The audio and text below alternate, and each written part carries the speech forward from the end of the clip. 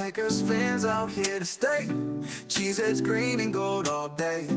Jordan Love lead us to the bay. Every game we find a way. Green Bay hustle, grind it up. Hit the field, we don't bluff.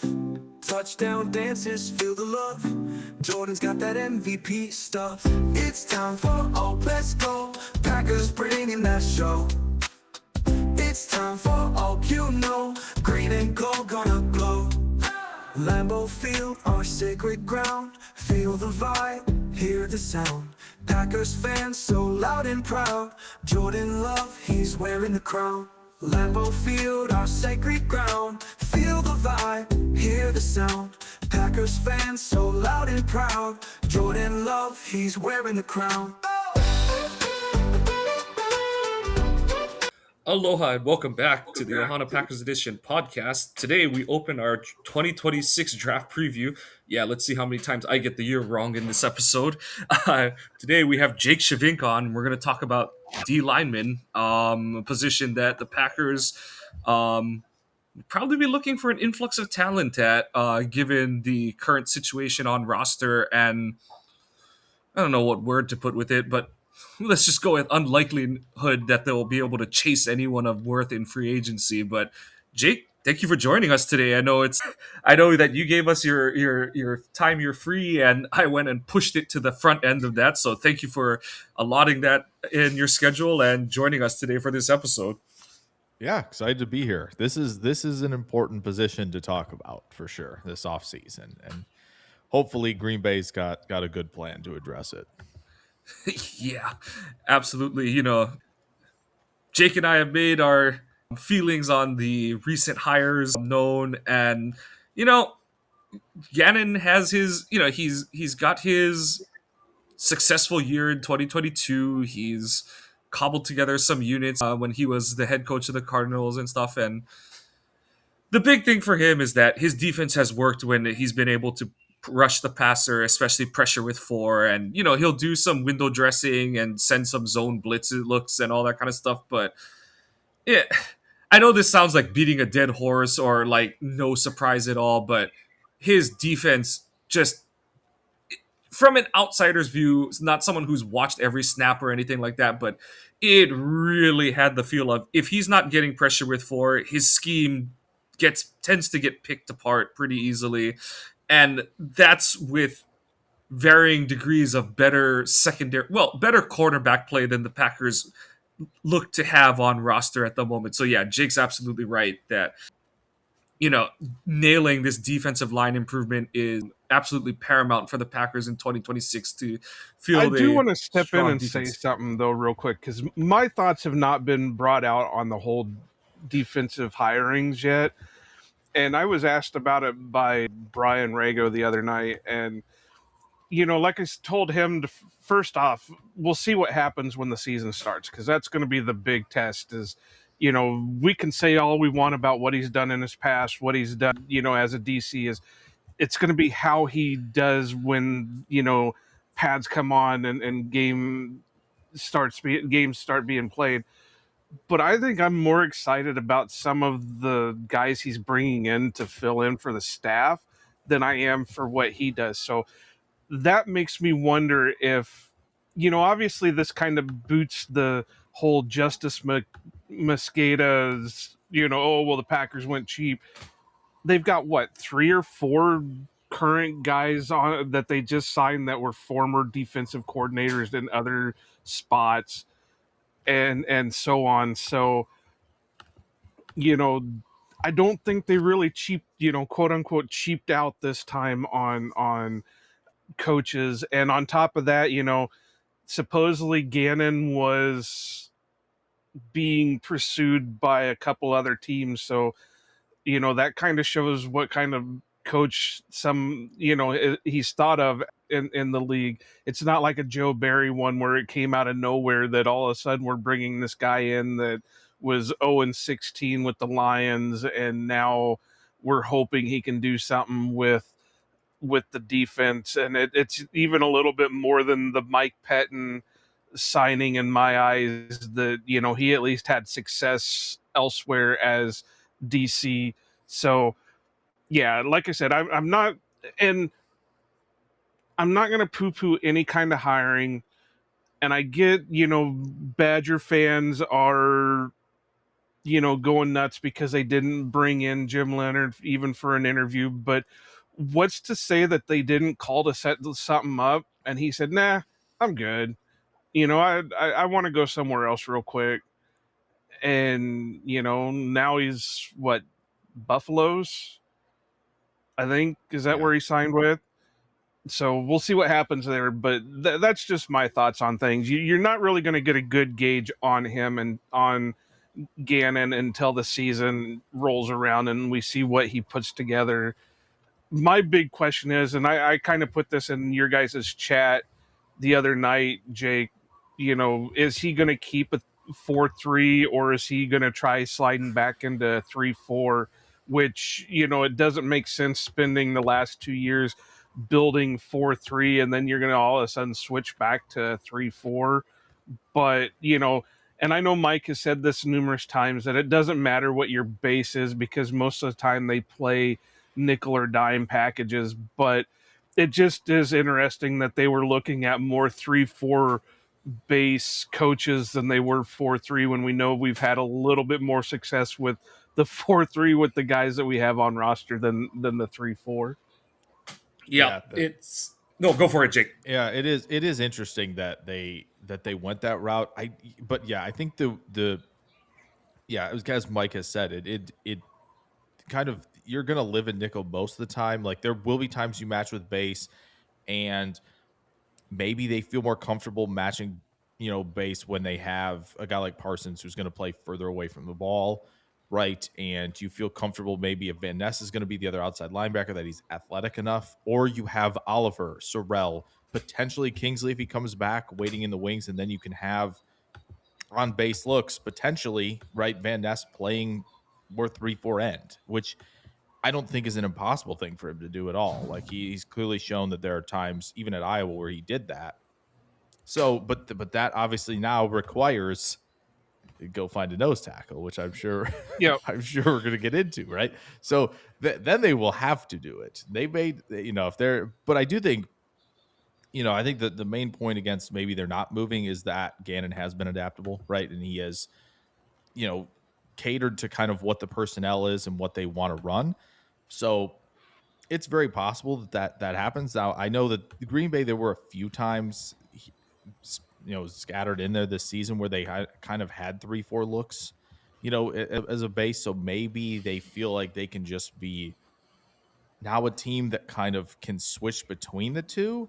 If they feel like, I know someone mentioned this, like Vrabel in Tennessee sometimes would just literally cater to the opponent. And like, if we're going to, we'll be in this for these guys and all that stuff. So maybe they think that there are occasions where they feel comfortable going there to the 3-4 for certain opponents, or for, just, I don't know. But it could be very fluid in how it's approached this year, just because they do have kind of some personnel that could favor the 3-4, and then some that could still potentially have a role or two in that, while also being just fine having, if you're in the 4-3, Parsons is more your rush end further away from the ball, and then Van Ness is more of your edge setting type, right? So they kind of do have a little bit of that mix.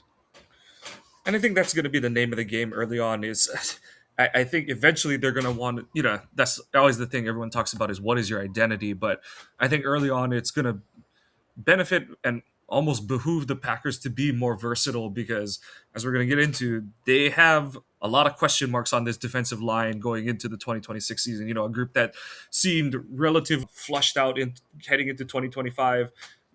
Injury, poor play, revelations, whatever label you want to put on it, put some doubt in that unit moving into 2026. And, let's just recap where the roster is at the moment. So obviously the big overarching cloud, what on the team right now is when is Parsons going to be back off of ACL repair at this point? I know that, at the time he was like, we're jamming it full speed ahead. I'm going to be back to open 2026 season. And then right around when the season ended, he kind of, pumped the brakes a little bit and kind of, I don't want to say he fully like changed course, but he kind of like clarified that his mentality is that he's working to be ready for opening week and stuff, but realistically, just because of what the recovery is, the rehab program is, the realistic goal is to be back before September is over.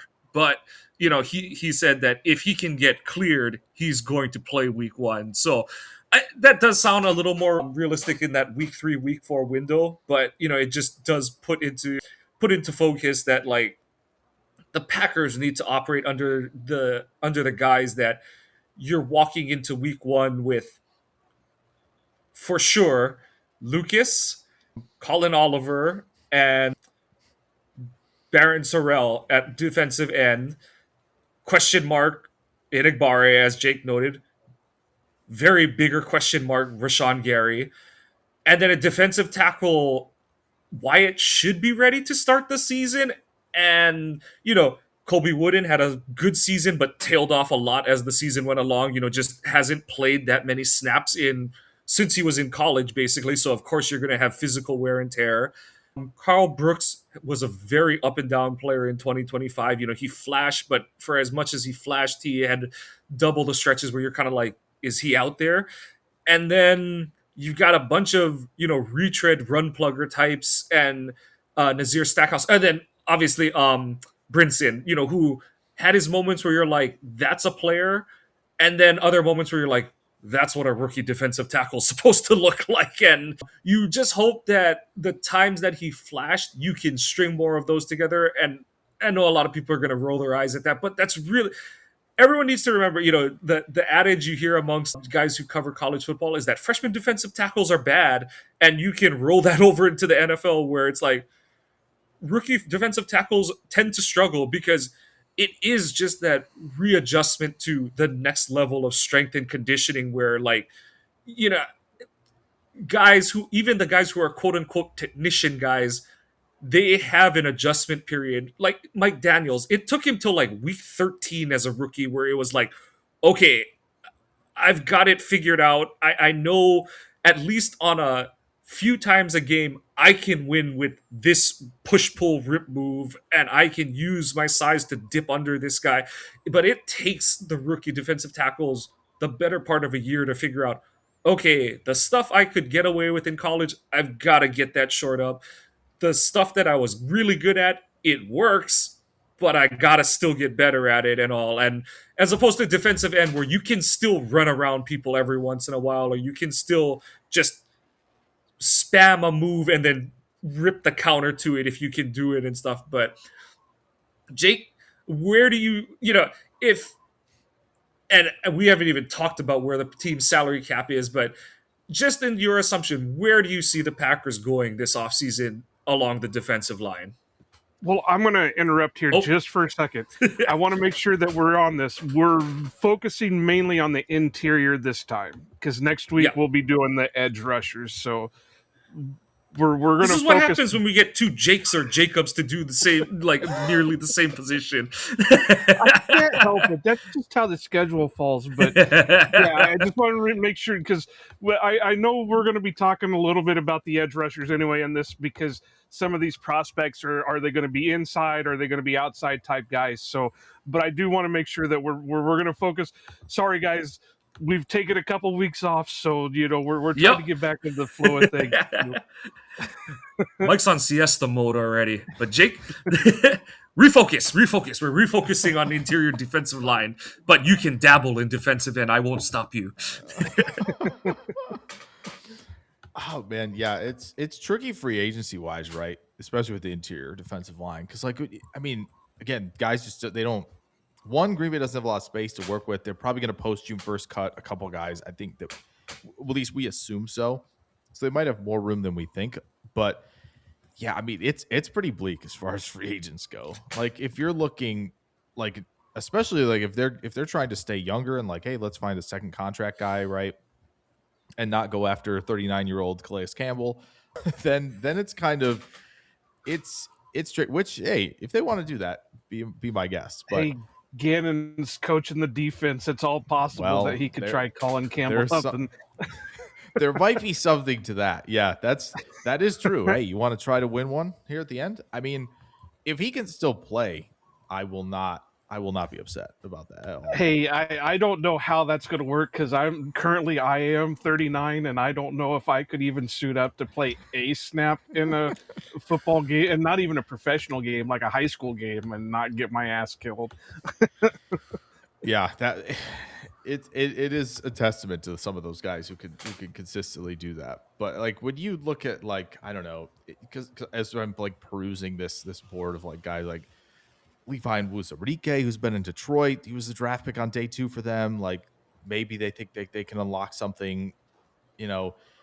Naquan Jones from Houston, who's not really heavily into their rotation as much. Like I know people like James Lynch several years ago when he came out of Baylor.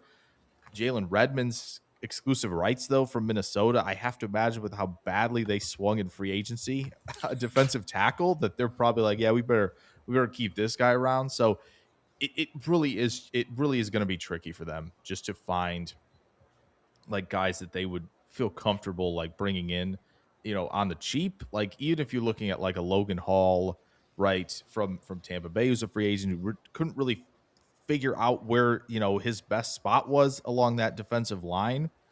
Like it's still probably going to cost like $8 million a year to kind of bring him in, and maybe feel comfortable spending it like that much just because okay, we've seen these big contracts, so like let's do the 1 year thing. Like maybe Logan Hall can provide you some disruption there on the interior, but it is probably going to, for the most part, again, unless they're knocking down the door for Derek Noddy from Kansas City, if they feel like they can help him in the run game, or like Tonga from the Patriots has been pretty darn good this year, but I have to imagine with all the space they have, they're looking to bring him back right when the season's done. So it is going to be a lot of those type of players, like a Greg Gaines from Tampa Bay, who's kind of a little shorter, stockier player. So yes, they can probably do this with some of these 1 year rentals, and maybe they want to do that like they tried to do with Wilkerson back in the day, right? That sounds bad saying back in the day because that's not that long ago. But guys like that, where it's like, okay, we'll bring this guy in for 1 year and see if he can, provide a little bit of juice for us. That's where I feel like I'm looking. Like Sheldon Rankins would have been awesome about 5 months ago, calling that out and saying like, oh, they should bring him in. I don't think they're anywhere in the vicinity of what they could pay him. But even at 31 right now, what Houston or somebody else is going to do to bring him in at this point. So you are going to have to kind of, go a little budget and just find somebody that, either A is going to help us, early downs run defense, or, could maybe help us with some juices of pass rusher. But like those are names that you kind of throw out and go, okay, they can do one or the other. And they might be strapped into that in the draft as well, just because of where they're picking. But yeah, it would probably be worth their while to maybe go find one of each, right? 1 year deal. Let's kind of stack this room. Maybe go 1 year deal for Noddy or Logan Hall, and see like, okay, yeah, we're gonna put like 12-ish, 13-ish million dollars into these two guys for a year each, and see can we get some results out of that? Like that seems like probably what their course of action will be in free agency if they quote unquote get aggressive enough. Because again, we're not going to see, elite players are just not hitting free agency, right? Like Right. the Jalen Carters of the world, no chance. Phillies, no, thank you. We're not. He won't be available, right? And so that's the Byron Murphy's in Seattle in a couple of years. He's not going to be available. So it is going to be very much just with the salary cap going absolutely nuclear. Just teams are gonna be like, yeah, no, we'll give. What do you want, like, for your second contract, right? If you're really good in your first one, so that's where they're gonna have to look. Yeah, you're gonna have to get like it makes you really realize how lucky Thompson was when he signed Ryan Pickett off free agency back in 06, because it's like, and even then that was sort of a risk, because it's like Ryan Pickett, like a former, what was he, like a first round or a second round pick, and it was the whole like, okay, he was an early pick who was okay but sort of a disappointing player as a pro to that point, and like the whole, the stereotypical, okay, he flashed some talent but didn't live up to his billing, his draft pick billing, and yada yada yada, and then found a home in Green Bay and like really resuscitated his career from that point forward. But to Jake's point, like the free agents, the prospective free agency market doesn't even really have those guys anymore, especially not coming off their first contracts. Like Hall is basically the equivalent in terms of that. But even then, as Shavink alluded to, Pickett, you knew he was a nose tackle. Like there was no mystery to what he was or wasn't going to be in your scheme. Hall, it's like, are we still sure he's not a five technique or like a base end kind of thing? Like there's still a little bit of pliability and mystery there. So yeah, it'll be really interesting to see how they go.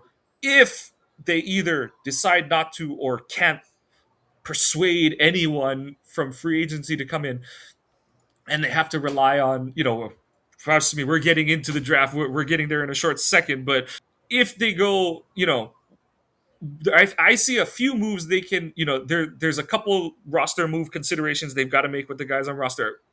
The big one for me is, do you roll the dice on some sort of like prove it extension with Wyatt to try and lower his 26 cap hit? Because he's on the 50-year option at this point. I don't think the team wants him playing at a fully guaranteed. What is it? It's like 13 or something. Like, yeah, for all intents and purposes, $13 million. Like you probably want that, especially because Wyatt's whole career has been starts off the year decently hot for what he is at the time, kind of thing. Then gets injured, then takes a bit to get back up momentum, and then it's either been never quite gets back to what he was before the injury, or unfortunately this season gets injured again and is done by Thanksgiving. So that's Do you think one. they're kind of kicking themselves for giving Wyatt the 5th year and not Quay?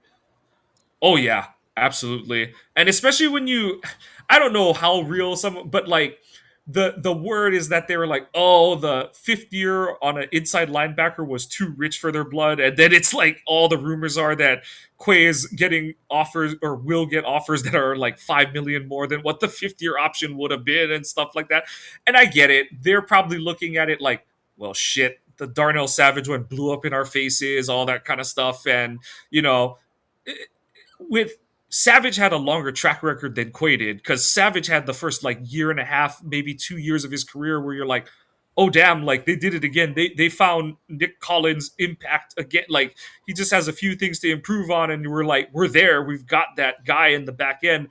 And then from the back half of 2021, he just fell off the table and never was that guy again. And it was like, oh, that sucked. So as much as everyone says like you can't have a conscience when you're a GM, you have to have a short memory. You can't play it as the like, well, it didn't work.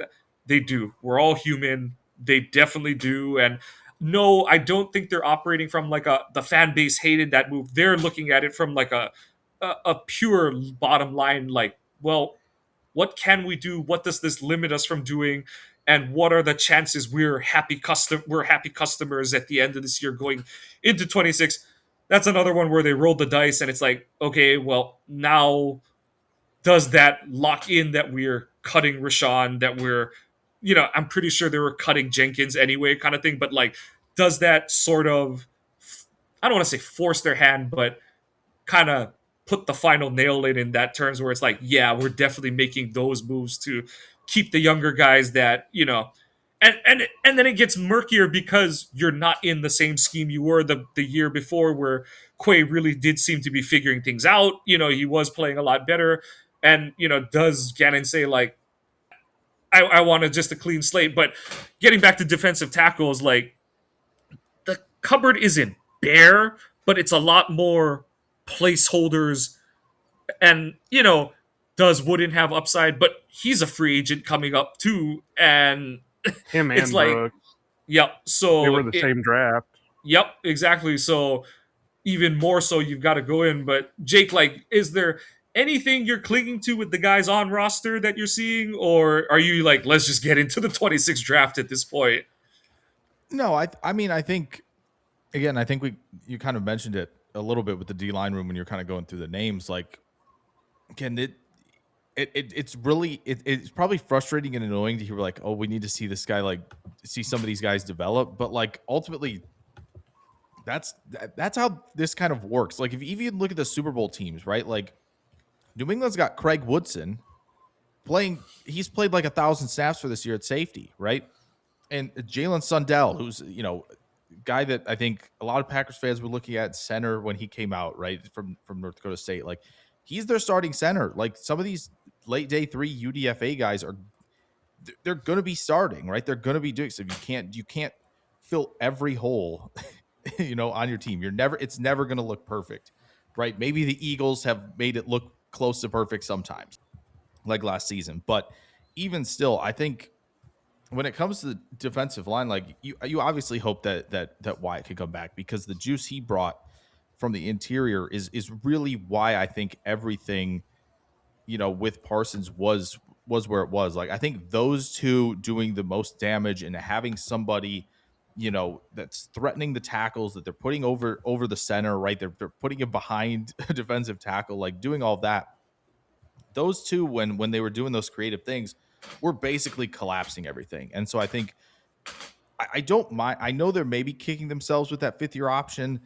However, an impactful defensive lineman over the linebacker, I think, is because we're talking about right now. We talked at the top with Gannon. Like, what does he need? He needs pressure, and so Wyatt is the guy that's going to do that, right? Quay is obviously going to be a lot more involved if he comes back, right? It just limiting explosives, right, and keeping everything in front and doing a lot of that, and so.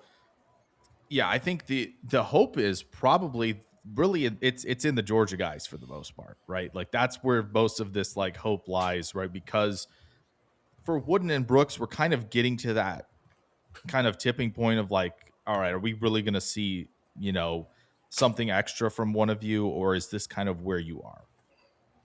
I think we all hope that Brooks would have been a little bit further along at this point just because of what he did. And I know it was at a MAC school, but like just destroying guys up and down the defensive line, you're kind of like, okay, like, yes, it's a MAC school, but some of this stuff, if he lands the strikes he's landing in college, like he can be really impactful. So maybe there's still hope that Brooks can do it. But I think it's lying a lot of like it's lying in the hope that Wyatt comes back and can push the pocket, and Brinson can win some one-on-ones in the interior for you, and maybe you hope that Stackhouse does a little bit more in terms of holding the point of attack against like combos and doubles, right? Like, it's probably going to lie more in the Georgia guys if it's anybody on the roster at this point when it comes to the defensive line, just because that's kind of where all of them are at. Like, I don't mind the idea of doing the Devontae Wyatt thing like they did for Watson, where it's like, yeah, we'll give you one more, right? And we'll see where you're at from there. And if it, and I know that's tricky as well because he's older, right? They draft him at 24, and so that makes it tricky. But I mean, I don't think he'll say no to another year, right? If it's a good number for him. So maybe they have that opportunity to kind of maybe lessen it a little bit this year. But again, obviously 2028 is kind of chow time a little bit with the cap. Like, just it's gonna kind of all flood over. But yeah, I do think it's really with these Georgia guys going into 26, and hopefully Wyatt's healthy and ready to go. And on that note, I think go for it, Joe. The big thing that we have to look at is not only do we have to worry about interior rush on pass rushing downs, but look how atrocious the run stopping has been. So they've also got to find a guy that can be that can be that every down guy. That way Wyatt can rotate in and out when he needs to, and Kobe Wooden can rotate in and out as he needs to. The one guy that and I don't know if this is just because of hopium, but I do hope that they do sign Jonathan Ford to his restricted free agent tender, just because I think maybe not so much for the pass rush, but just because he's a big bodied guy that'll help with the run. And he did help there for a bit when needed, but then the injuries just started piling up, and he'd only been in this part of the system, a couple weeks before being thrown in for significant snaps. So, I'm but I really liked him when the Packers drafted him. So, like I said, I don't know if this is just hopium that, that they stick with him. I thought he got a raw deal when they brought him in because, he'd flash in preseason and then all of a sudden he was cut and on the practice squad for a little bit, and then he ended up with the Bears and kind of shined a little bit with the Bears for what he was. But I do hope that they bring him in, or bring him back, just even if it's just on the cheap 1 year deal to kind of because depth. What's the one thing the Packers are missing everywhere on the team, except for maybe wide receiver and running back, is depth. Yeah. Maybe safety. Maybe. Yeah, maybe safety. If you feel comfortable with Bullard back there, Yeah. maybe be the other one. So, we're going to finally get there. We're going to finally get to the 2026 defensive tackle interior D-line draft class. And as Jake alluded to a little bit already, Jake, what Georgia Bulldog should Packer fans have their eye on? So, just a reminder, as a result of the Parsons trade, the Packers don't pick until 52. So, and I just can't see them trading up to get in the first round unless they don't have some team is so enamored with one of the players on the roster. I just cannot see how they get up there without dishing away picks that they absolutely need because of the cap situation that all three of us have kind of pointed our finger at from a distance. So, Jake, day 2 opens up. Who are we hoping is trickling down the board? Come the who are we hoping is just like a pachinko ball, just boinking along the rods and gonna fall into the Packers' lap at 52. Yeah, what really stinks about this, I think, is something I was just actually talking about recently on a different show. Is just like if you look at like how the league has changed and where we're at, like at least maybe not change is the wrong word, but like where it is cyclically, where teams are under center, we're running the ball. You got to be able to stop the run early downs. You have to be able to field a unit up front that can be multiple in how they're able to win. And that hurts because I don't know if this defensive tackle class, outside of like maybe 5 guys, is going to be like true 3 down impact players. And that's a problem because the entire league needs them, really. Unless maybe Philly, like, which they'll do it anyway. They don't care. That's the problem. Like, even the team that has the depth is going to be like, oh, well, we want to swing at Caleb Banks? We'll swing at Caleb Banks, right? And try to develop him. So that's the trouble. When you look at like the consensus board right now, the top 5, I think, is probably in some order how you're going to see them go, right? Peter Woods from Clemson, Caden McDonald, Ohio State, Caleb Banks, Florida, Christian Miller from Georgia, and Lee Hunter from Texas Tech. I think the last 2 are like guys you're hoping for some reason they put up a nice like 1 on the RAS score, and you're like, I don't know what happened, but now teams are out, and that's probably the hope. Is you're hoping one of those 2 somehow, some way falls. I just don't know how. Like, Lee Hunter's been an absolute force for Texas Tech all season long. Like, if you and he's killing the postseason circuit right, too, and exactly. And it's like, so even if you watch like 3 games of Lee Hunter, you watch the 2 BYU games and the Oregon game, which are like their best competition they had all year. He's first play of the Oregon game, he tossed the center, and like that was a guy that people were talking about like all year of like, this center class, like he could be involved in it. No, he just tossed him like ragdoll, sprinting to outside zone, making plays against outside zone.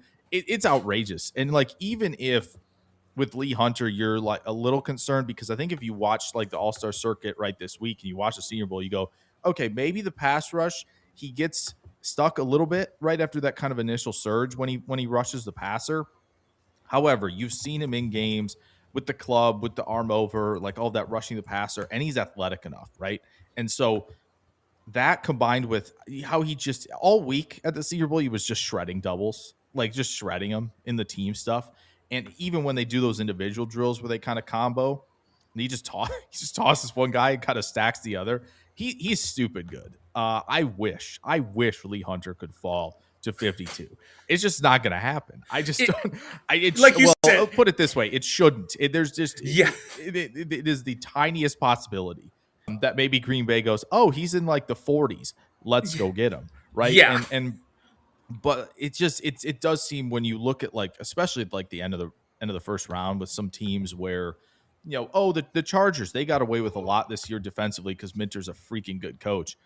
They need bodies on the D line. They could do that, right? Denver, they one step away from the Super Bowl. They have got guys who are free agents. Zach Allen's a great player, great pass rusher, not really anchoring your run defense. Like Hunter, do that, no problem. Like New England, I don't think they'd have any problem doing that, even though they're a little deeper at the position. Like it just feels like across the board in the 20s, and even when you start to get these teams in the 30s, right, that need help everywhere, essentially, right? Think about the Raiders, maybe the Jets, who just need help anywhere possible. It just doesn't feel like a guy like Lee Hunter is just there's just no way. But you hope so, but I think he's probably past Miller at this point. He gets the Laramie Tunsil. Yeah.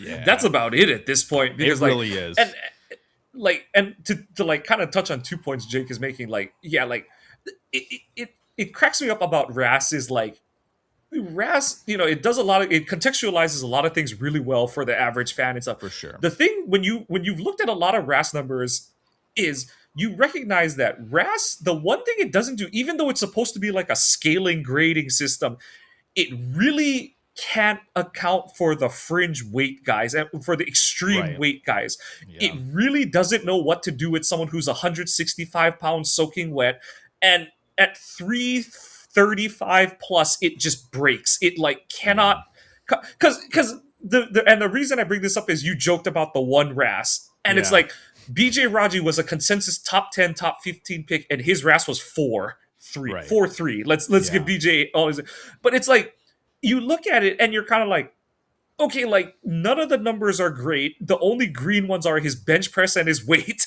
But at the same time, you're like, how fast are you expecting someone who's 340 to run the 40? Yeah. And at the same time, on the other end of the spectrum, it's like, that guy who's 165 pounds, he better be blink of lightning fast, because if he gets tattooed, he might not get up from that hit. And that, for most part, has been the so yeah, it is.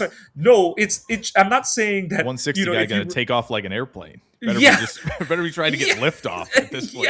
And you very rarely find the pose that are like 330 and run a 495 or whatever. Right. Like, and those guys go top 15. Right, exactly. Right. And I'm not saying that, you should give a guy a 8+ RAS for running a 5.4 40 or anything that. But it's like, it should be, like that card should be yellow at least or something like that. Because it's like, if you line up every guy who's been 340 plus in the history of forget the combine, the history of the NFL, the guy who runs a 5.2 is probably winning that race by a good, 2 yards kind of thing and stuff. So it is one of those where I kind of just laugh and shake my head, because it's like, and you saw all the guys who, when they signed, Riley and Ohana and stuff like that it's like, okay, they've got a 1.2 RAS, you can kind of junk it, because that's not what they're here for. You're not asking them to first step off the ball. Like you said, covering a receiver. Yeah. Right? You're not is he going to get stacked by Luther Burden? Obviously. All you care is, if two guys block him, does he stay there for all intensive purposes, or is he losing ground immediately? And that's the only test. And then the other side of it, like you said, Jake, is everyone's like, okay, but is he a nothing in the pass rush? But I'm like, okay, that's subjective as well, because it's like, again, for a 330 plus 1 tech, 0 tech nose tackle type, it's like, I just need the guy who, I don't care if he does is push his guy back 2 yards. Pushing your guy back 2 yards in a pass rush, that's winning for an interior defensive tackle. There's degrees of reality and degrees of nuance to this that the average fan just, they hear all the catchwords and they're like, oh, minimal pass rush upside doesn't offer much in that phase. But I'm like, okay, it's all relative. And like Jake said, I just don't want, you don't want the guy who's going to give ground in pass pro. And I know that sounds really stupid to say, but you want the guy who's going to give you something. And if you're going to at least shove your guy back 3 yards, someone else should win off of that gap. And a good defensive coordinator should be like, okay, nose tackle A is going to push his guy back 3 yards. I can shoot someone up the gap off his hip kind of thing on a delayed blitz. Like, you delay dog it, and you can say, like, if he wins his first 2 steps, you're going up, you pick one of those 2 gaps and you go kind of thing and stuff. And those are the kind of blitzes that break pass rush or pass protection schemes, because pass protection schemes are primarily based off of where is everyone at the snap of the ball or the step after the snap of the ball. Because your running back is radar heading it across, he's the help guy, or a tight end is, chipping. When you send delays, the reason they work so well is generally you're attacking where you're kind of gambling that whoever the help protector isn't looking in that direction at that point. And that's why, everyone's like, oh my god, like they screwed it up, they didn't pick the guy up. No, the fact is that the running back did his job, and he did like go check, check, check. Okay, good, I'm good to release. And then by the time that inside linebacker blitzes, it's like, like who's got him kind of thing and stuff. And then you get the Pookie run situation kind of thing and stuff. And let's face it, guys like Hunter are typically the ones that are eating double teams. Yeah. So, that's going to hurt their pass rush ability too, because, when an offensive coordinator is focusing in on one specific guy that's dominating their offensive line, what are they going to do? They're going to throw the center at him and then chip him with one of the guards, or they're just going to flat out throw a guard and tackle on him and say, that's your guy right there. You make sure he doesn't get anywhere near us. Well, that's going to hurt your pass rush ability too, because, okay, well, I'm, what's he measuring at? 6'3", 330 or whatever it is.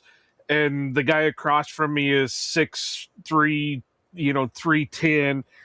Theoretically, I should have enough beef to overtake him with what pass rush ability I have. Oh, great. Now I've got another 6'3", 310 guy coming at me.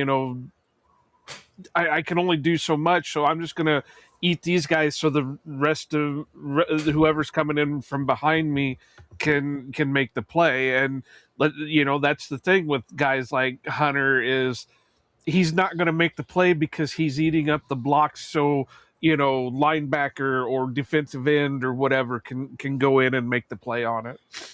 I think to build off that too, Joe, I think what the average Packer fan needs to recognize now is the front office to some degree is going to look at everyone in the interior and even other defensive end prospects, and it's like, what can you do if you're in a one-on-one situation? Because you're banking on, as long as Parsons is on the field, there are going to be 2 to 3, maybe even 4 sets of eyes that are, whether looking directly at him or in their mind, are like, I got to keep looking right, or whichever side Parsons is on, I got to find one, and I have to help. So it's like, as a pass rush, it's like, if you can do one thing reasonably well, a good defensive coordinator and defensive line coach are going to be able to scheme things up to where it's like, that's the guy we want next to Micah every time. That's the guy we want opposite Micah every time, because he's not going to win necessarily, but he's going to hold gap and he's going to make sure there's no escape lane. There's a kind of orchestral or symphonic like synergy that's going to be brought up, and it's like, and everyone's like, okay, like, it sucks we don't have a first round pick. It sucks that he tore his ACL and stuff, but that's the cushion that Micah built. He's just so scheme proof, and like, he's just so elite. That's the flexibility he provides you by just being there. Like, forget it, like, just being on the field. And we saw Hafley take advantage of it from about Thanksgiving on, where he's like, oh yeah, I can drop him, and that'll really screw up the blocking scheme, because you've literally got 2 guys who do like the Metal Gear Solid exclamation point, and it's like you can hear the MGS sound effect of, and it's like, he's not there. What now? What kind of thing and stuff. So, but Jake, so you pointed out the guys that were like wishing on hope that someone that 31 teams just forget are on the board. Like you said, like, we're at the point of like, I don't want to wish ill on people. I'm wishing for like Lee Hunter someone spells his name wrong on 31 boards, and it's like, or puts him like they put him at Texas instead of Texas Tech. So like for everyone who like. The teams, the way they have it is like first initial, last name, college kind of thing. So what we're hoping is for a administrative error by 31 teams, where when they just spot check the board, they're like, oh no, we have some Hunter guy from Texas State or Texas from North Texas or Texas, just Texas. There's a Texas Tech guy, but that's not it. Or they recycle the Jarquez Hunter card from Auburn and stick him at defensive tackle, right? That would be great. Yeah. But it is for him, and especially Kristen Miller is somebody as well that they're probably going to be plenty of talk about too, just because he's, I think, functionally a better athlete than most of these guys that we've kind of quickly mentioned already, because he's 310 and some of these other guys are a lot bigger, right? 10, 20, 25 pounds bigger than him, right? Or heavier, I mean, but he's good athlete, good punch, win the ones, right? Especially in the run game. He does miss the tackling is probably the biggest question for him, losing balance sometimes to try to make some plays. But he's another guy on that wish list of like, he can probably do a lot that what Green Bay would want to do, right? Him and Wyatt out there is kind of, again, with Parsons out there in both of them, if they imagine that front, like they're going to get one-on-ones and they can probably win them because of how well I think Miller just how well he can strike. And it's sometimes extension right in the run game, but it's also just, I have leverage quickly. I've got the inside position and I can work off of it. And so him and Hunter are probably everybody's could be, clamoring for, but I just want to make sure everybody got a quick glimpse of like Miller as a prospect as well, because he's kind of teetering in that range too, but most likely, right? You see Georgia guy with some disruption at defensive tackle, teams like, oh yeah, okay. Yeah, so yeah. Oh, I see the G up there. We'll take that. Yeah. Let's go there. So who falls into that next tier of you'll either just kind of nod and be like, I'm okay. I'm assuming Miller is at the top of that next tier. We've exited the 5 who are the please for some reason, like roll your ankle running the 40 at the combine and oh my goodness, what's wrong with him kind of thing. But we've left that group and we're entering the I'll nod myself into that pick. Like you said, Miller is like I can live with that. Or the within the next, between the second and third round pick, you'll have talked yourself into that pick. Who is in that category? Can I throw one out there real quick? Yes, go for it. Because I think honestly that he could be there at our pick just because of certain aspects of it, and that's the Don. Corleone, Brian Maffey's favorite. and that's the whole reason I bring it up is because like 2 years ago, Maffey was telling me, hey, you need to watch this guy. You need to watch this guy. Outrageous. And so I did it 2 years ago, and in my handy dandy notebook, I have my notes for it, and they still line up to what I watched just because I was trying to cram some stuff in last night. I was like, do I go off my old notes or should I go? Because I know the whole medical thing came out this year. One of the weirdest college careers from like just like they could make a movie off his football, his college football career kind of thing. So and so this guy, and Mike knows, and Jake, a little bit, I don't like throwing out player comparisons too much because then people are like, oh, well, he's saying he's the next so-and-so, no, that so I don't like this. I don't like throwing comparisons out there a little bit, but I see a Mike Daniels when I see Dante Corleone. And a lot of it is because they have the same drive, they have the same body build, it just, when I first watched him a couple years ago when Maffey mentioned it, it's like, that's Mike Daniels. That's 100% Mike Daniels. And so, but, this guy is, good arm extension. He's got a good push, good motor. I did see that on the couple of games that I tried to watch last night that he did kind of slow down a little bit.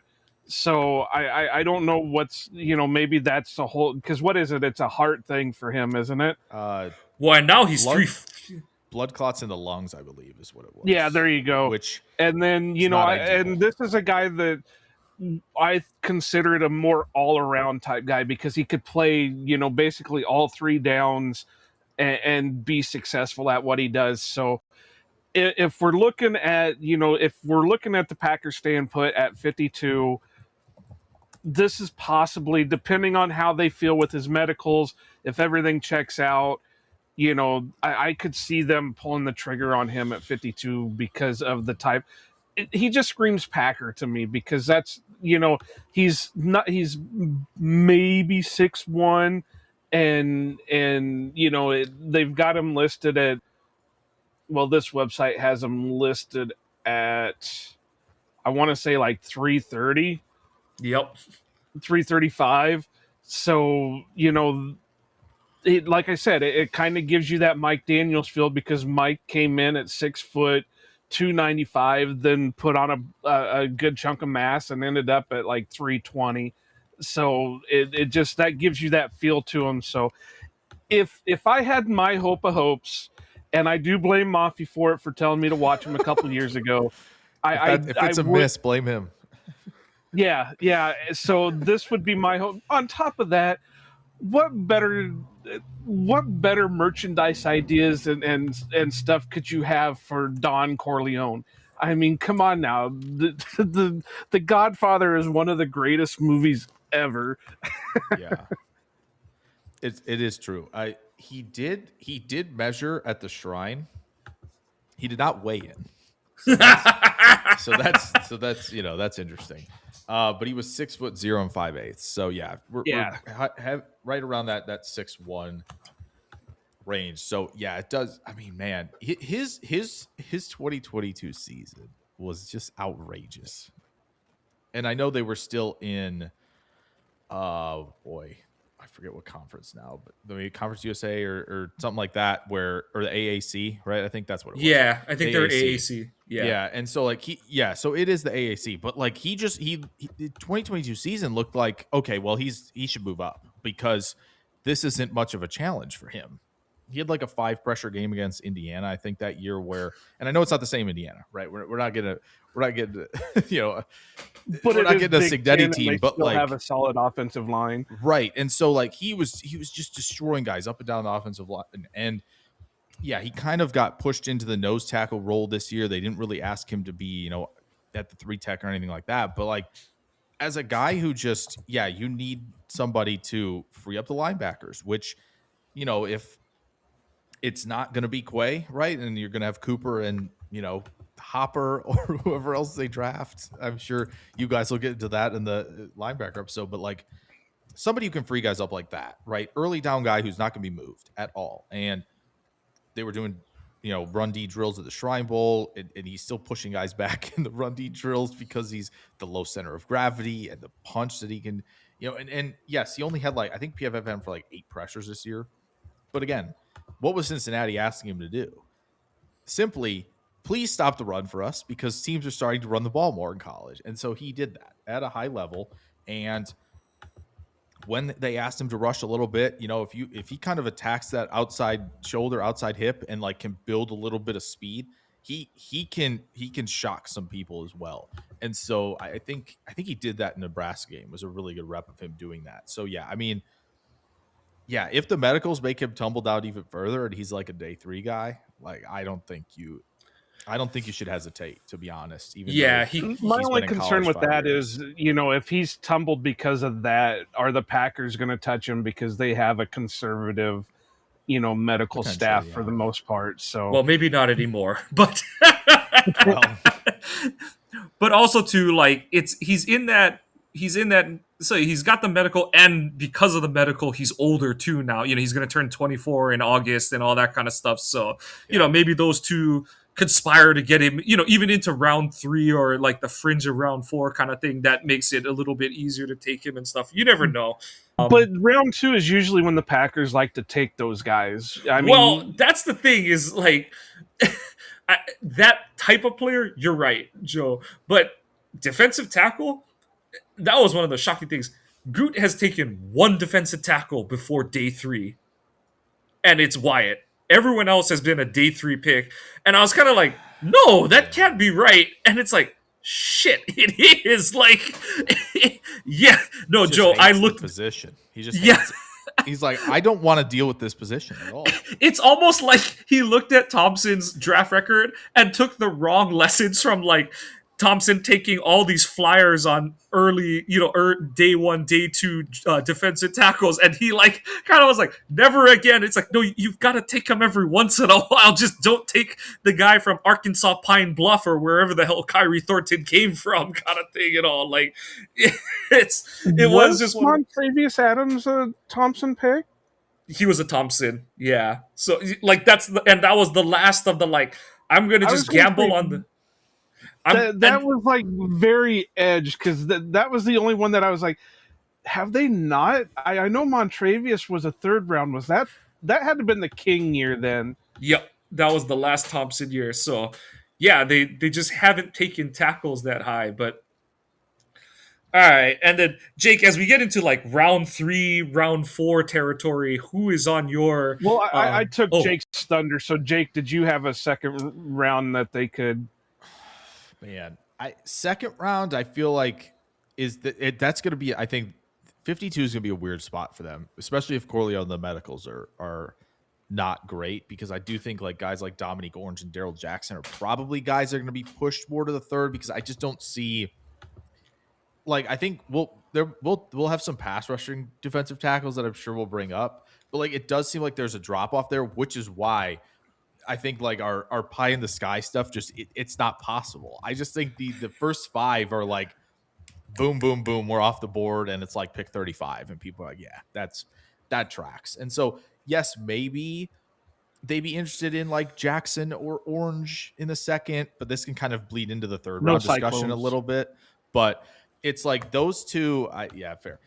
But like those two are probably in that same vein. Maybe Jackson's giving you a little bit more as a pass rusher, right? And again, I think the thing with Jackson is right, the height. Like he has to work to play with more natural leverage than some of these other guys do. But you turn on the Clemson game, which is probably one of the better teams they faced, and like he can toss some guys aside. He's violent in the strike with the hands. Like he obviously got the call up to the senior from Shrine for a reason, because it was like that's not enough of a challenge for him, but. Again, he's kind of in that similar vein of like he's not like this tremendous athlete that some of these other guys are that are in the pie in the sky group, right? Like nobody in this like trio that we've kind of mentioned now in the last few minutes are going to be at the level of athlete that Miller is, right? You're not going to see flexibility, changing direction, all of that. This is more so like true either stop the run nose tackle or like I am a pocket pusher, not a work around the shoulder, flatten an edge, right? Any of that stuff. But Jackson maybe fits a little bit better just because, Orange maybe struggles to rush the passer because he doesn't have the length to do so. And you see him kind of stand up when he tries to sort of push the pocket more. And he's going to have to do a lot of those quick wins at the line of scrimmage rather than push, where Jackson can get push and he can shot guys back and jolt them back to the QB and potentially just run guys over, to where like he would probably be in that realm of like, you like what you see in the All-Star circuit. That's kind of confirming what you've seen all season on tape. And, you make that call where he's probably gonna be, I think 23-ish by mini camps. I want to say, no, he's 24 right now. He's 24. Oh no! Sorry, 23. I've got too many. I've got too many. I've got too many tabs open. Yeah, no, that's right. That's usually where I'm at when I do this. But yeah, okay. If he's 23 now, so like again, a little bit older, but that's kind of the reality, right? With the NIL, like you're probably not going to get as many juniors, and I think that number has gone down really sharply last couple of years. So you're going to see more of these guys. Now, you won't see the 25, 26s because COVID runs out, I believe, this coming season, those type of eligibilities. But you will see guys like Jackson, who's 23. And, do you feel like there's something extra there that you can develop? Or is it just more of, okay, you're going to get this powerful rusher who can win with the hands, right? He can work around guys. He's got like the club. You can get that, work off the push-pull a little bit, right, when you get an early strike, and then just kind of push with the power. And then, you ask him to sit, to peek, to kind of shed blocks against the run and see if he can handle the doubles. He's certainly balanced enough, whereas you see some of these guys who, like Miller's probably one of them. And again, because he's 310, and some of these guys are a lot bigger, where you get shocked by that combo and you kind of lose some balance. Whereas, guys like Corleone and Orange and Jackson aren't going to be. And that's where, okay, you feel comfortable about your group rushing the passer. Let's go get the nose tackle, see if Jackson can provide a little bit more extra than these other two. And, see if he can get into that rotation in year one. So that's probably the Jackson's probably the round 3 guy where you look at and you go, even with the height, and you're worried about leverage, you feel like he offers you at least enough in terms of disruption, straight line, working straight line through the face of some of these guys. Jackson coming out, he reminds me, ironically, of another Florida State Seminole from 10 years ago, basically, this draft, Eddie Goldman. I see a longer, taller, linear defensive tackle who can eat doubles and kind of Goldman's scouting report kind of read that way in 16 because he was one of the guys that was like Green Bay was interested in him potentially early in that draft, and it was sort of the does he have the upside as a rusher to go? Forget day 2. It was like, can he rush the passer enough or develop there enough to take him round 1? And he never really did, but he was the Bears' starting defensive tackle for 5 years and a really good one for the why am I forgetting? Fangio. Yeah, but he was a really good starter for the Fangio defenses when Mac got there. So it's like you said, it's we're not trying to paint the pig here. It's more just what exactly are you looking for, and and especially if you can retain Covington, I think that is a big key for this group because it's how comfortable are you with some warts on prospects if you have a guy like Covington who has a really good track record of like you mentioned earlier, like a guy like Tonga. Covington's the guy who put in a lot of the work in developing a guy like Tonga. Some of the other guys they have on that roster who are just banging up of opposing offensive line. It's Covington who put in the 2 to 3 previous years of work on developing those players and stuff. So yeah, if they can retain Covington, which knock on wood, it seems like is looking decent right now because a lot of the deck chairs have been filled up at this point. So you just kind of hope that he can retain. And a big one is that he hasn't gone to Miami yet at this point. I feel like that was the one that I was kind of watching is does he follow Halfley down to Miami immediately kind of thing? Or, does that process play out and yada, yada, yada, and all that kind of stuff. But yeah, I agree with you that Jackson would be on the short list of I can see it. I can talk myself around it and get into it.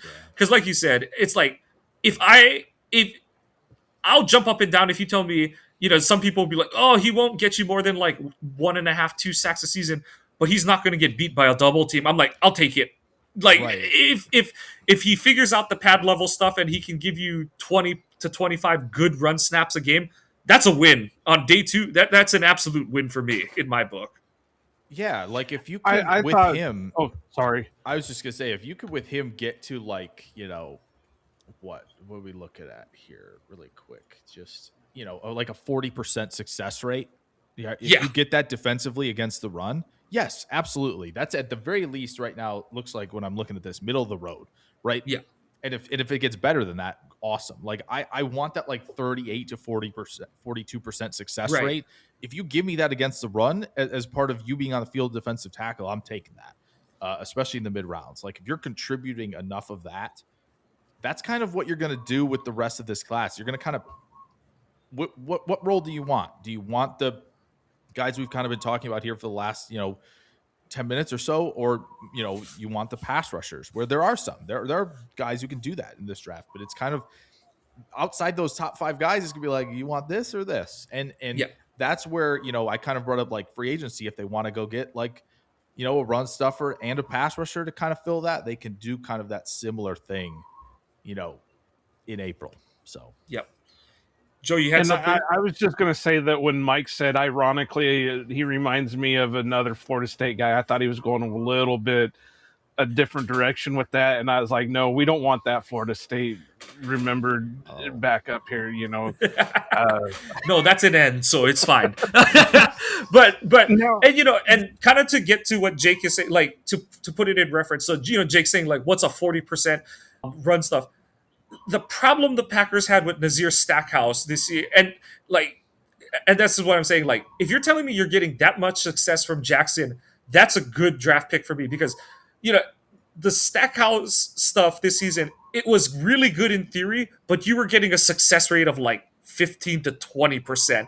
And if you're just a zero against the pass, you can't be that bad against the run when you're like touted to be this double team eating run stuff. You've got to be a much better player in your to the fact that they were like, we can't play this guy more than 5 snaps, and we like it, you could tell it was to the point that it's like, if they convert this third and short and get into like a we're gonna go up tempo and start throwing the ball, we're literally to the point we're calling timeout to get him off the field, or we're signaling to him like, you're gonna roll your ankle and you're gonna go down in a heap kind of thing to get you off the field and stuff. Like you can't be picking a guy day 2 if you're not going to get some modicum of success, like Jake said. So yeah, that's the relative thing we're looking for.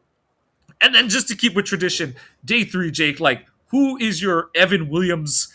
And from here, so like, if we're looking day 3, who is your like Evan Williams from 2 years ago? Like, the average fan is like, I had not heard that name, thought of that name, thought he would go to the Packers name, but as I watch more film in the month after the draft, it's like this. It's the young Frankenstein, Gene Wilder looking at the camera. This could work, kind of thing. Yeah, there are a couple, excuse me, names like that can rush the passer that I don't think would necessarily fit the Evan Williams criterion. But to answer your question, I feel like it's Zane Durant from Penn State. That would be my guess at this point, because it's kind of a perfect storm a little bit where, yes, he's a little undersized. And so that's, I think he measured at the Senior Bowl and he's, I think, in the 280s.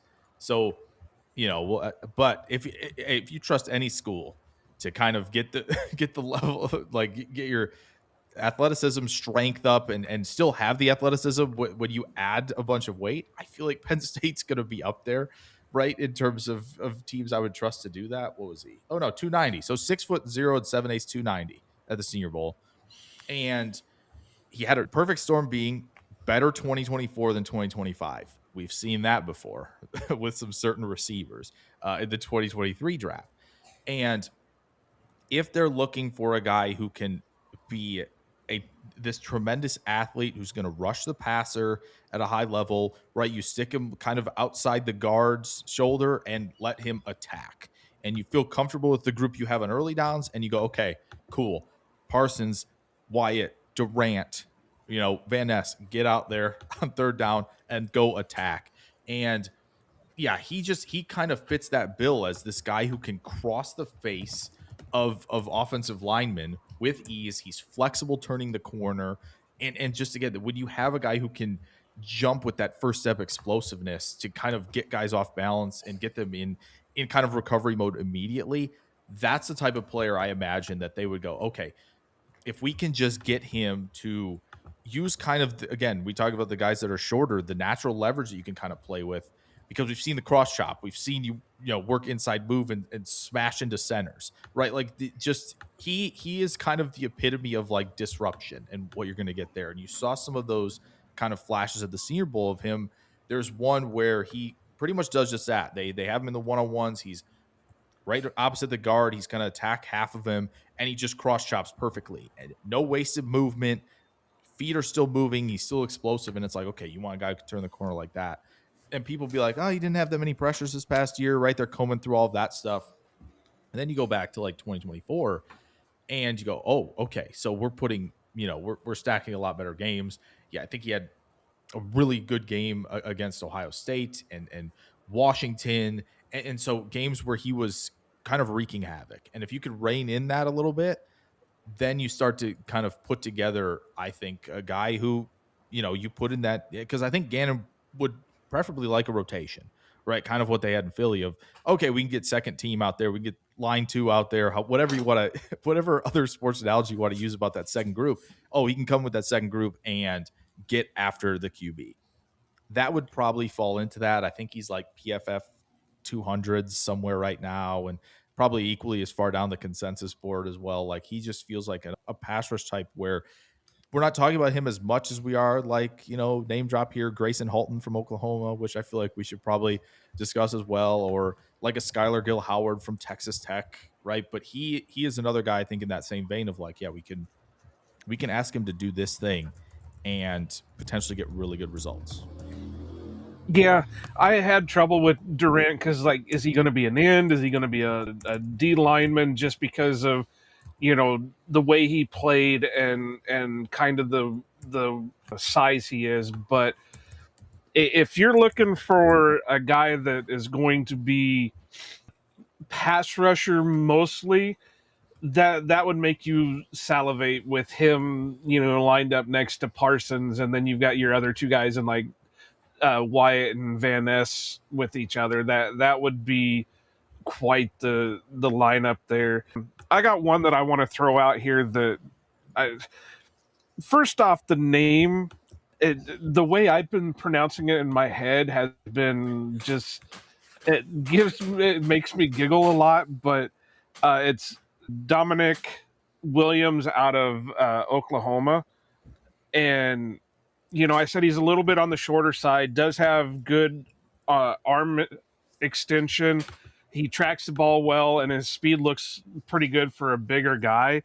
But the way I've been pronouncing it, because the way it's spelled is Damonic, I've been pronouncing it demonic. And, because that kind of fits with the way he played. And I think he can give you a little bit, from the bigger side of things, he can give you an all-around type player.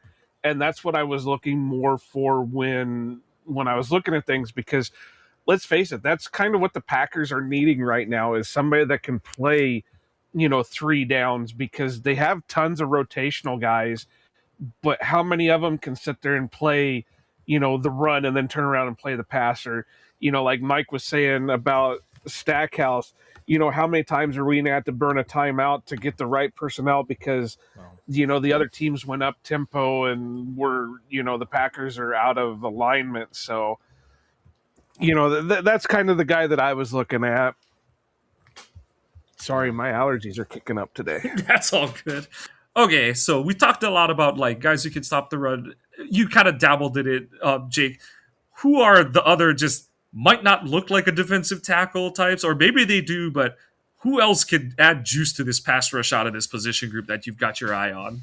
Well, you just mentioned it. It's Durant from Penn State. Durant for sure. Other than, I do think Grayson Halton, who I briefly mentioned, is another who can do that, right? A guy who, again, PFF likes what they saw, overall from his season. I think it's a little spotty, but again, a guy who spin move, attack gaps, right? Just kind of be, he was doing a lot of the stuff that they were asking Wooden to do this past year. They were aligning him at nose, they were aligning him at one tech, and just letting him shoot. And he gets downhill in a hurry. And so he could, he disrupted some reverses, and that type of player who wins quick with the hands, can again turn the corner, win with the spin, do a lot of that stuff. That to me is going to be valuable if you want to, kind of live in that same world of, okay, let's attack one gap because we know he can do it, and we'll build around that with how we have other guys aligned, because he does have that level of juice working up the field. And because he's been aligned kind of across the spectrum along the defensive line, I do feel like that gives him at least some experience of going, okay, like I know what I have to do from the 3 tech. I know what I do from the 1. If I play low enough, if I trust that technique, like I can help this team maybe in a variety of ways. And maybe that's kind of, what Green Bay might look for, because they just seem to be like, nah, these 330 guys, 340 guys, we're just not taking them early. We just simply can't do that. So let's go after guys who we think, can provide that juice. I think Halton would definitely provide it if they go that direction. And obviously Gil Howard's another one where he played briefly, and we didn't get to see him full season in 25, but man, and he's the one problem is he looks very short when you watch him. He is very short out there, right? But I don't see many short guys his size doing what he's doing to offensive linemen. So maybe they go that route, but I think Halton is probably the more I think the more reasonable route they take, just because of the size, and they feel like he's not going to potentially be overwhelmed out there when he looks like when Gil Howard looks like the size of a linebacker a little bit. But yeah, I think if you're looking for that level of juice, I think that's where you want to look.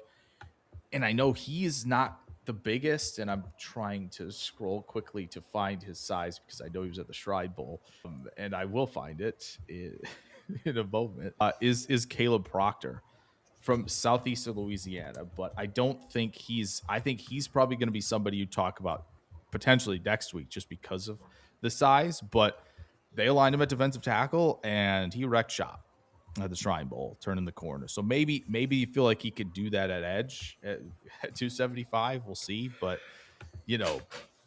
that he could be somebody, again, who you might talk about otherwise. But another guy who definitely has juice rushing the passer. I don't know. I get PTSD when I hear the last name Proctor, so it just... That's fair. That's fair. That's fair. There's a couple of guys that I kind of was trying to cram in last night that, like you got Ahmad Moten from Miami that could fit that slot. Amari McNeil from Colorado. I think he's going to be pure pass rush. I don't think he's going to be, because when he was asked to be on the run, he was getting washed out pretty much, but he had a pretty good pass rush to him. I would be remiss if I didn't mention our friend Joey Van Zumeren's fellow Missouri guy, and Chris McClellan. Yeah. The thing that even Joey kind of said, he doesn't overwhelm you in any one aspect, but he's the type of that guy that could give you a little bit of everything. So more of the jack of all trades type. And some of these guys I'm mentioning, I don't know where they're going to go. I'm not good at judging, rounds for them. So another one would be like Bear Alexander from Oregon. I thought he was pretty good with his stuff. Where's the one that I was looking at? McClellan could fit really nicely into they picked who? Like Evan Williams? Yeah. Another Senior Bowl guy who maybe doesn't jump off, but again, does everything well. That's like a perfect candidate for Green Bay round 4 of just like, oh yeah, he does everything well. We got a guy who's going to eat snaps and can do it well. Yeah. He's not going to, like you said, Joe, he's not going to wow you, but he's also not going to be the sore thumb sticking out kind of thing. Right. Yeah, he's not missing tackles or doing anything that's like, oh, why is none of the why, buddy? Right. The only knock that I had on him, and it was pretty common when I was watching a lot of D-line guys, so I'm wondering if that's something that they're teaching him more, is he got a little high out of his stance. So, he was a little bit more straight up when he was attacking the offensive lines. So maybe if he can, get down a little bit, because that was one thing when I remember being told all the time was, you want to keep low and get up underneath the offensive lineman. And when he'd come off of the snap, he was like standing straight up, and it's like, my guy, you're a big dude. You should be able to get up under that pad level and really wreck some stuff. So, but I was seeing that a lot with a lot of different guys that I was watching on. You do see that in college a lot more. You see that if the guy is 6'4" or taller, coaches have almost given up trying to teach them pad level. They're just just do what's comfortable. And I hate it. I agree with you, Joe. It just, I understand there's a level of comfortability, but it's like you're just turning to the enemy and being like, here I am, come get me, kind of thing and stuff. Yeah. Because Alexander's an interesting one because it would be the Montravius Adam draft pick where it's like we're just going for the guy who's a highly touted a former highly touted recruit with a lot of athletic physical upside, but it's unlike Adams, who is still relatively celebrated by Auburn fans. Alexander, it's the opposite end where it's like, why did you leave 3 different teams kind of thing in 2.5 years? It's like there's questions, and and that precludes him to maybe being available more, possibly in day 3 and stuff. But like Jake kind of pointed to, when you get into that like late day 2, early day 3, all of day 3, it's like, okay, this guy is still available because he can't do this or because he has outstandings on his record kind of thing. As is tradition, I'll point out my Michigan guy, one Rayshon Benny, who falls into a similar bin as Chris McClellan.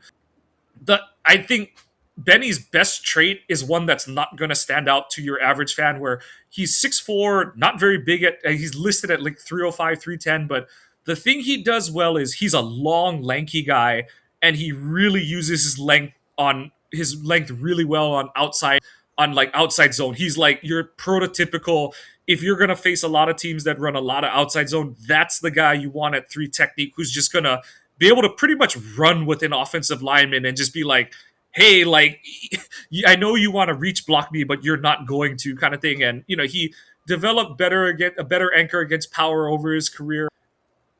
Never quite put the pass rush together, but you always saw flashes of like Jake said, there's like something to work with there, and there is the like he's one of those guys who he has so many counter moves, but you don't know what his established, like, is he a rip through, is he an attack outside shoulder, but he'll throw, like, he in the same game he threw across the face, he threw a spin move, and he'll throw like a hesitation step at you, and you're like why don't we hear about this guy more? And it is just the whole, like, he just doesn't rely on one like go-to move where it's like, oh, this is his fastball. It's like only a 50 fastball, but it's a fastball that it's like he sets up all his other moves. He's kind of just a throw the kitchen sink, and like eventually someone's just like, there's too many moves and I don't know which one to prep for.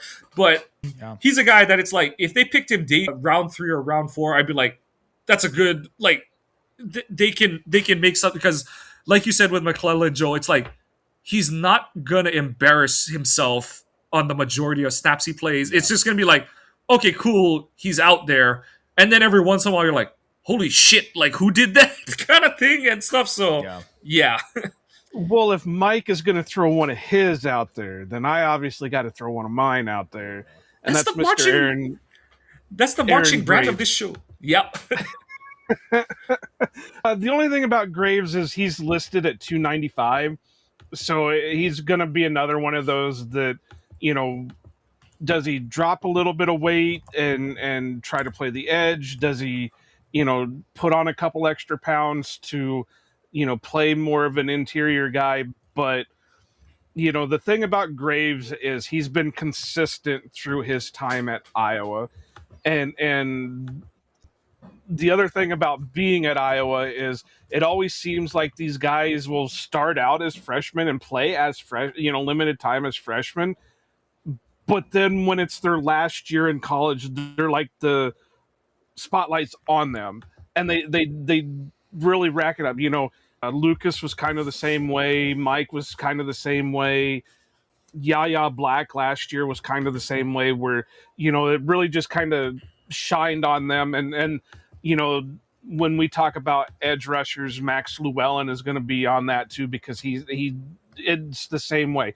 They worked in the background. They did some good things the last couple of years, and then when it was their final year, they kicked it in. And I mean, just playing interior for Iowa, according to ESPN, he had 17 solo tackles, 37 total, 5 sacks, and he even had an interception. So,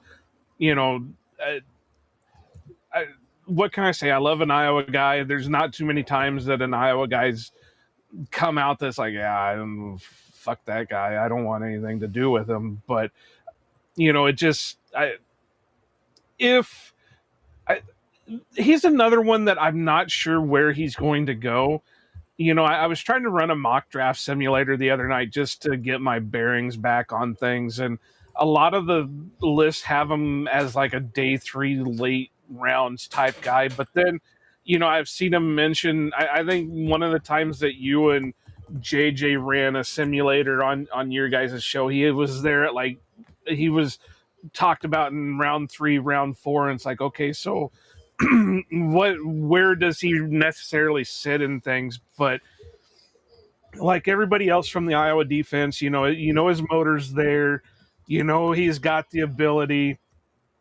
He's going to he's got the repertoire to be able to throw multiple pass rush moves on him if need be, but he's going to be another 3-down guy that can play both the pass and the run. Yeah, I think Benny and McClellan are two like that. Again, just aren't going to be the flashy, like, oh wow, look what he did here a lot on film, right? They're gonna be the they're gonna be the lunch pill guys, and you need some of those, right? Like I know that's not as exciting, but also like this defensive line room, if you look at like the multi-year salary cap table, how many are gonna be here in 27, right? Like you kind of have to restock the cupboard, and like I know there's a massive need at corner, but like if you were telling me like O-line, D-line, corner, which two of the three would I love to restock to try to get it to full capacity? Listen, Gannon won the Super Bowl with a pretty horrendous corner room, honestly. Like guys who were on the decline, like very clearly, and could not keep up with, low A-dot Chiefs receivers. And that's just and so yeah, like but anybody worth their salt knows that a great pass rush can completely cover up a shitty defensive back. I mean, yeah, because I mean, Micah did it for what, like 8-ish, 9-ish weeks until they really like. If you have guys you have 4 who can destroy people in front of you. I mean, quarterbacks are gonna be crapping themselves for 4 quarters because they're like, all right, well, I don't trust my protection at all. Like that seeps into your mind. So yeah, I think if I'm not mistaken, I could be. I know Moten went back, which is a shame because like he would be totally he would be like another, I think, probably pie in the sky guy just because of how the defensive line class is set up. Like I think people saw the national title game where he was just wrecking shop against Indiana, and they're like, and me included, and be like, please declare. I really. The only reason I had watched him was because I was trying to cram in a bunch of guys, and Caddy had him on the list, and it was like, okay, watch him. That's the tricky part of this now when there's like 2 different deadlines because you're playing in the Natty or not. Like it's so annoying to keep up with. But like, yeah, I think this group of D linemen, it's gonna it might just be a Goody special again this year where it's like we weren't in range to take anybody in the 2nd or 3rd round. We didn't get the guys we wanted. So we're taking 2 or 3 of them on day 3 after some move backs and accumulating a few more picks. And with the lack of a 1st-round pick, there's a possibility that the Packers do a lot of trading back just to recoup some draft capital. So that could hurt. Not even hurt, but that could limit. Yeah. And so that's, again, this is tricky where you're in a spot where you traded 2 for a guy you absolutely should trade 2 for. Yep. But again, I think no, there's no way that I would poo-poo that. Mike and I talked about that several times, that if you could have told me that, and I was just thinking about this last night, that was a total Madden trade. Yeah. Oh yeah.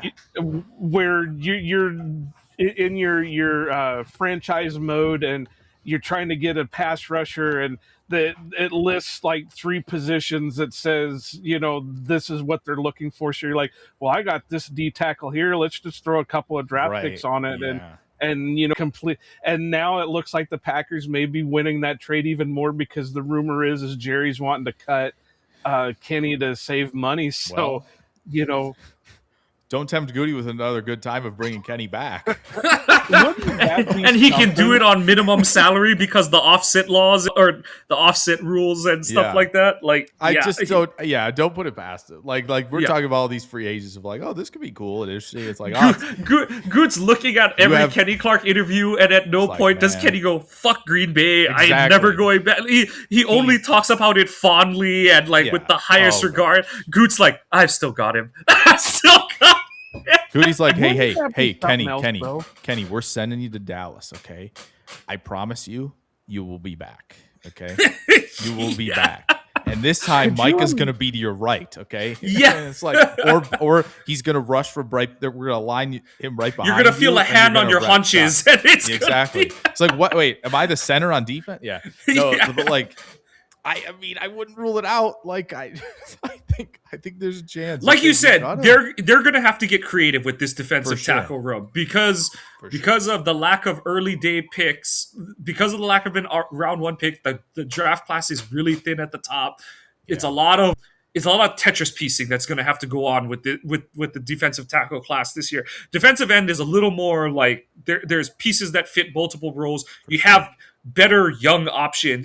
There's much more to be happy about with an Oliver and a Sorrell on your roster as up and comers kind of thing. Whereas it's like, okay, like I guess we have one more year of Wooden and Brooks, and like I said, the first third of the season, I really liked what we saw out of Wooden, and you had to understand that you needed someone to step up because he wasn't going to last the whole season just shooting the gap off the snap the whole season. It just wasn't sustainable. Yeah, like teams it's will trap that, and they'll do all that stuff. Yeah. And I commend Wooden for just trying his best all season, because it's like a guy who's like, from the moment they traded Kenny, you were like, this guy might double his combined snaps played from his first, and he basically did. Yeah. And it's like, and I was like, what are they going to do? And watching week one, it was like, he was really good. And then I'm like, I don't know what the plan B is, because there's no way he's lasting past like the bye week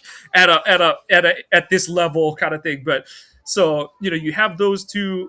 I'm really excited to see what Brinson can do with the full off season and stuff. Definitely. And that's the thing, is like, we can talk all about these draft picks, but it's really going to be whatever you can cobble together with like $10 million total in free agency, and whatever Brinson and maybe Stackhouse give you in a year two step up. Kind of like that's your I don't want to say trusted, but that's your realistic, tangible upgrade at defensive tackle, is what you're going to get from those three avenues. And whatever Wooden can give you more, Kenny. Brooks can give you more. Yeah.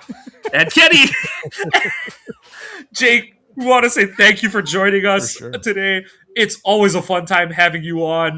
Like, and we love unpacking positions and roster situations like this one, where it's like, I appreciate having you on for the ones where it's not the straight dead giveaway ones, because it just gives you so many more ways to probe your mind and get your insight on things, as opposed to like, oh yeah, like you should just pick this guy. Like it's a no-brainer. Like I know that's not possible because we don't know who's going to be there, but I like when we, push the buttons on the jukebox and you have to go and dig up a disc from the bottom of the repository. Yeah. I always appreciate how you're able to do it on the fly and really help us fill in the blanks. And like I said, that's the thing, is like, we have 36 fans. We want to make sure they're all really engaged with this, and we always appreciate your time, Jake. So thank you for joining us on another year of our draft preview episodes. Always. It's a blast. It really is.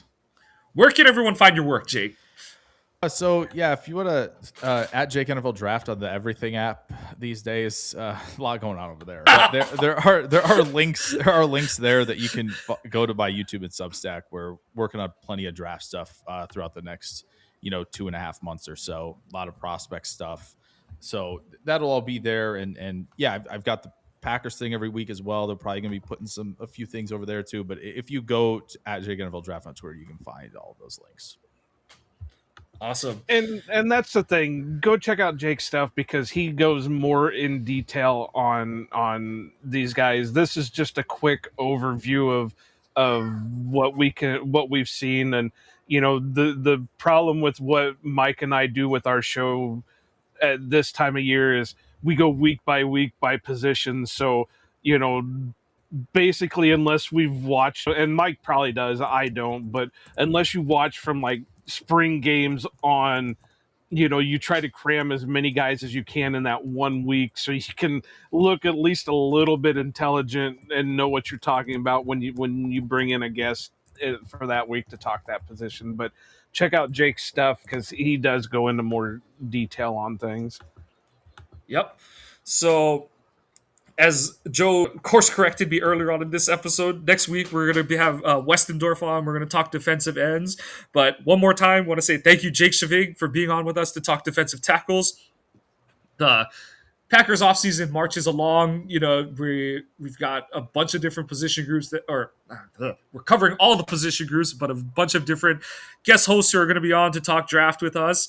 But for our defensive tackles class, this is going to be, we're going to tie a nice bow on that one. And as we always say, go Pack, go, and aloha.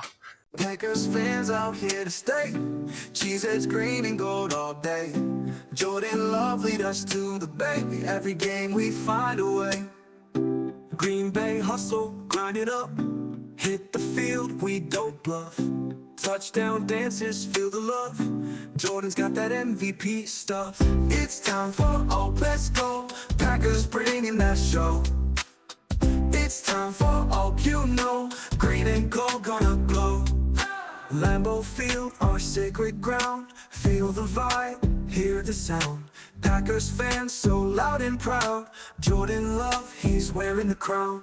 Lambeau Field, our sacred ground. Feel the vibe, hear the sound. Packers fans so loud and proud. Jordan Love, he's wearing the crown.